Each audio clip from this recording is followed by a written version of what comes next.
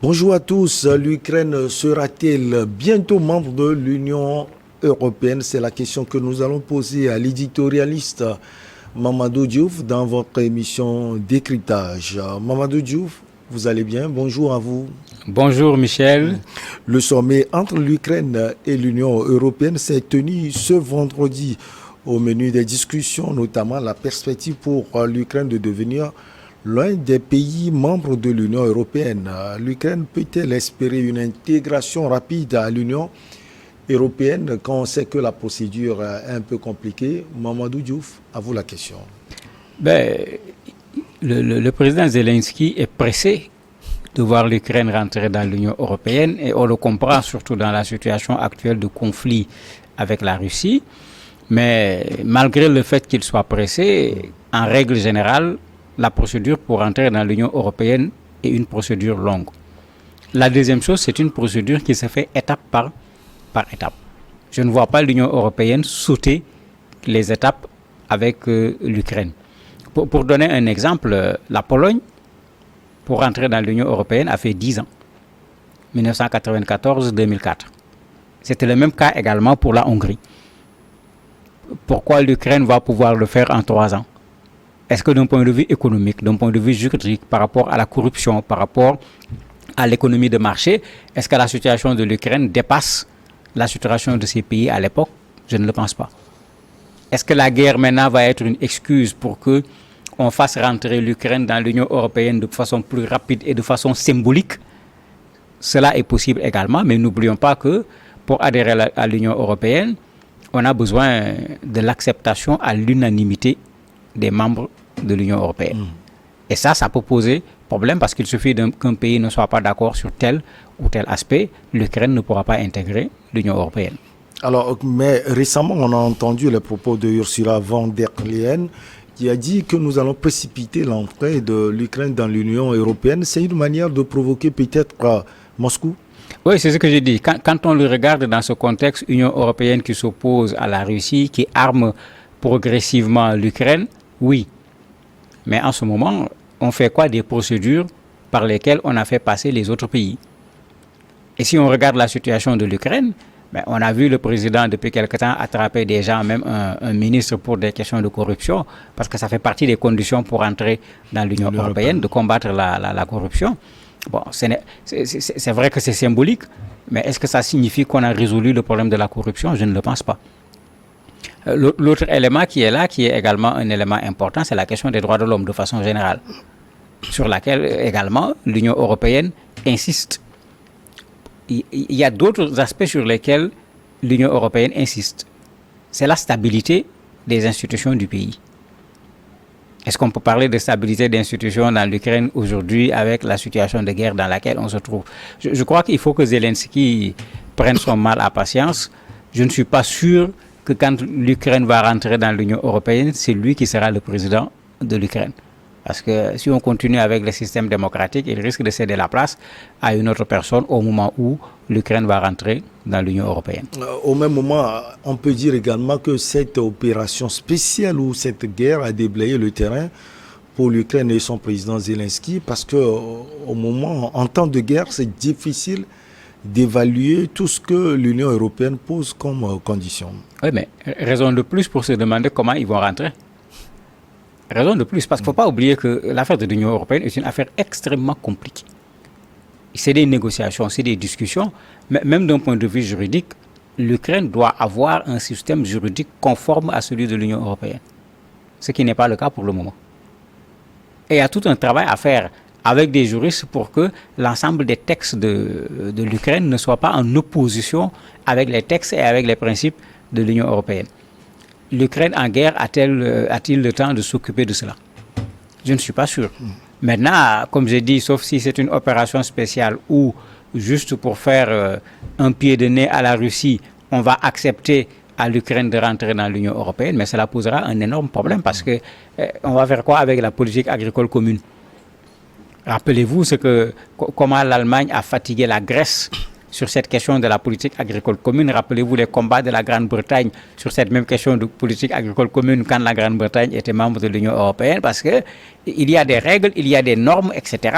Même les pesticides que vous utilisez, il y a des normes, il y a des pesticides que vous n'avez pas le droit d'utiliser. Est-ce que sur tous ces plans, l'Ukraine est prête pour pouvoir intégrer l'Union européenne?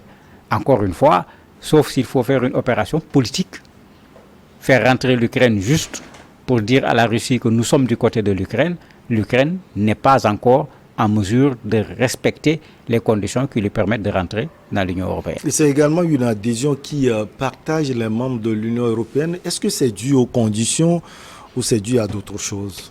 C'est dû à plusieurs choses. Le principe, c'est qu'on a dit pour être membre de l'Union européenne, il faut. Et tout le monde était d'accord, parce que c'est par ça que l'Union européenne accepte. Des pays sont passés par la procédure. Pourquoi l'Ukraine ne passerait pas par cette procédure? Mais même dans la procédure accélérée, quand on regarde, bon, les plus gentils disent que ça va faire 5 à 7 ans.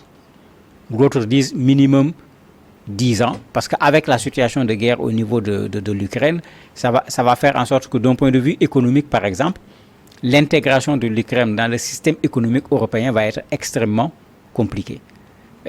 Regardez d'autres pays, comment ils ont intégré progressivement la monnaie européenne, parce qu'on n'intègre pas l'Union européenne d'un seul coup, où il y a la monnaie, il y a des pays qui ont intégré, la monnaie a suivi par la suite. Et rappelez-vous le cas de la Grande-Bretagne qui était dedans, mais qui avait gardé sa propre monnaie. Pour dire que ce n'est pas une petite affaire si on veut respecter les règles. Et bien sûr, parmi les pays membres de l'Union européenne, il y en a qui disent, mais attendez, pourquoi créer une procédure spéciale pour l'Ukraine? Alors qu'on avait dit à la Moldavie, quand l'Ukraine était candidate avec la Géorgie, on a accepté l'Ukraine, on a accepté la Moldavie comme candidate, on a considéré que la Géorgie n'est même pas encore en mesure d'être considérée comme candidate à l'Union européenne. Mais où est le problème parce que l'Ukraine est en guerre, qu'on lui trouve un chemin différent du chemin par lequel les autres pays sont passés? Est-ce que ça ne posera un problème de jurisprudence qui amènera d'autres pays également à se dire mais pourquoi vous l'avez fait pour l'Ukraine et pourquoi vous ne le ferez pas pour nous? Et ça fait qu'effectivement dans l'Union européenne, il y a un débat fou. Et n'oubliez pas qu'au niveau de l'Union européenne, le principe, il est plus économique qu'autre chose. Ce que les gens veulent, c'est se renforcer, c'est devenir plus fort. Aussi bien d'un point de vue économique, d'un point de vue militaire, etc. Est-ce que l'entrée de l'Ukraine se traduit par cela? Et beaucoup de pays vont regarder de ce côté. Rappelez-vous les positions fortes de l'Allemagne. Quand la Grèce était pratiquement en cessation de paiement, on a dit de soutenir. L'Allemagne a dit non, on ne va pas passer tout notre temps à perfuser un pays. Vous avez vu dans quel régime extrêmement difficile on a mis la Grèce pendant longtemps pour qu'elle puisse se débrouiller et ressortir un peu de la difficulté économique dans laquelle ce pays se trouvait. Mais si ces mêmes principes sont respectés, je ne vois pas l'Ukraine remplir rapidement les conditions économiques pour intégrer l'Union européenne. Mais on peut comprendre la proposition de la Pologne et des pays baltes qui disent qu'il faut en quelque sorte une exception pour l'Ukraine et accélérer la procédure d'adhésion pour arriver définitivement à l'intégration. Oui, mais il faut mettre la Moldavie et la Géorgie également dans l'exception parce qu'ils disent qu'ils craignent fort qu'après l'Ukraine, c'est vers eux que la Russie va regarder. C'est pourquoi j'ai dit, attention, quand tu crées un problème de jurisprudence, tu ouvres une porte. Alors que de façon générale, au niveau de l'Union européenne, on l'a vu, que ce soit la France, que ce soit l'Allemagne, quand les institutions de l'Union européenne se retrouvent, quand il faut sanctionner, on sanctionne. On n'est pas dans une logique d'exception, on n'est pas dans une logique d'impunité. C'est là où ça pose problème parce que l'Ukraine n'a pas posé seule sa candidature, l'Ukraine a posé sa candidature en même temps que 2 autres pays. L'un est accepté, sa candidature est en cours comme celle de l'Ukraine. Est-ce que la guerre en Russie suffit comme excuse pour dire on fait rentrer l'Ukraine, on laisse les autres? Ben, ça va ressembler à du 2 poids, 2 mesures, même si il y a la guerre entre la Russie et l'Ukraine. Est-ce que l'adhésion à l'Union européenne, selon vous, Mamadou, c'est une manière pour ces pays de se protéger contre la Russie et ses invasions tous azimuts? Ben, ça lui ressemble en tout cas. Puisque les 2 autres pays, c'est ce qu'ils disent, pourquoi vous ne nous acceptez pas? Nous sommes convaincus que si la Russie finit avec l'Ukraine, la Russie peut se tourner vers nous. Maintenant, effectivement, il y a cette solidarité entre les pays membres de l'Union européenne qui fait qu'effectivement, si l'Ukraine était déjà membre de l'Union européenne, très certainement, le soutien économique, le soutien militaire de l'Union européenne par rapport à l'Ukraine serait autre.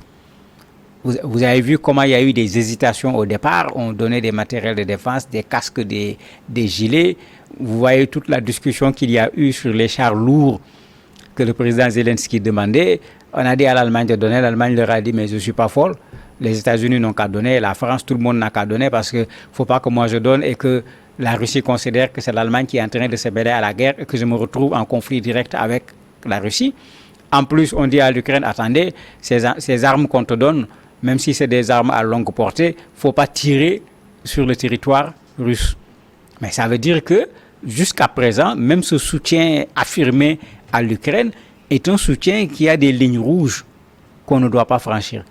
Mais une des raisons, c'est que l'Ukraine n'est pas membre de l'Union européenne. Si l'Ukraine était membre de l'Union européenne, ces lignes rouges-là n'allaient pas exister parce que quelque part, on veut affaiblir la Russie, mais on ne veut pas affronter également la Russie. Et c'est là où Zelensky doit peut-être réfléchir pour se demander est-ce qu'il ne faut pas arrêter cette guerre une bonne fois pour toutes, parce que ça fait plus d'1 an que les gens lui proposent des soutiens. Les chars dont on parle, il risque de les recevoir dans des mois.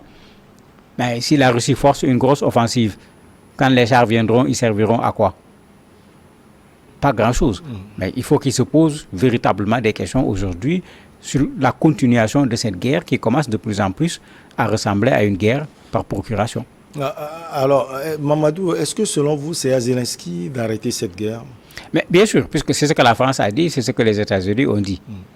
Les gens disent on le soutient, mais s'ils décident de discuter avec la Russie, il y a des discussions d'ailleurs, pendant la guerre, il y a toujours des discussions. S'ils décident de discuter avec la Russie pour la fin de la guerre, les gens vont suivre. À certains moments même, aussi bien en Occident qu'au niveau des États-Unis, vous avez des populations qui avaient commencé à se soulever et parfois même à l'intérieur des partis au pouvoir, il y avait des gens qui soulevaient la voix pour dire attendez, mais il y a trop de soutien qu'on est en train d'accorder à l'Ukraine et qui croient que l'Ukraine va gagner la guerre. Pourtant, c'est ce que Zelensky dit, même dans l'intégration de l'Ukraine à l'Union européenne. Il dit quand on va gagner la guerre, l'Ukraine sera une autre Ukraine. Ils vont gagner quelle guerre? Celle contre la Russie? Ils vont récupérer les territoires qui ont été pris par la Russie où on a organisé des référendums d'autodétermination. Moi, je n'y crois véritablement pas. Bien que je ne sois pas du tout d'accord avec l'intervention de la Russie en Ukraine, tout en comprenant pourquoi la Russie est intervenue, je ne crois également pas à ce que Zelensky est en train de dire en termes de victoire sur la Russie. Alors, sur l'adhésion d'autres pays, on a vu également la réaction de la Turquie. Alors, la Turquie, un poids lourd, elle dit quoi? Non, ce n'est pas une question de poids lourd. C'est cette question, dans certaines questions, la règle de l'Union européenne, c'est l'unanimité. Et c'est ça qui fait qu'il suffit qu'un pays ne soit pas d'accord pour que, quelles que soient les conditions, que l'adhésion devienne un problème. La Suède, ce n'est pas l'Ukraine. On ne pose pas de problème de droits de l'homme en Suède. Je ne crois pas que la corruption est plus développée en Suède qu'en France, etc.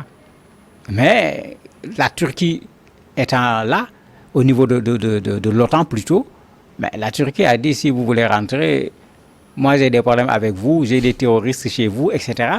Et c'est ce jeu politique à l'échelle mondiale que les gens doivent comprendre. Vous avez des gens qui énoncent des principes dans les radios, dans les télés, qui dénoncent les pays, qui font du tout. Mais quand vous les regardez à l'œuvre, les gens sont en train de veiller strictement à leur propre intérêt. C'est De Gaulle qui l'a dit pour la France, mais c'est comme si c'est vrai pour tous les pays. Au moins De Gaulle, lui, l'a dit. Oui, mais c'est exactement ce que la Turquie est en train de faire. On vous laisse rentrer, moi j'en profite pour régler mes problèmes avec un certain nombre de mes ressortissants que vous avez acceptés chez vous et qui, à partir de chez vous, font une campagne qui n'arrange pas l'image de la Turquie.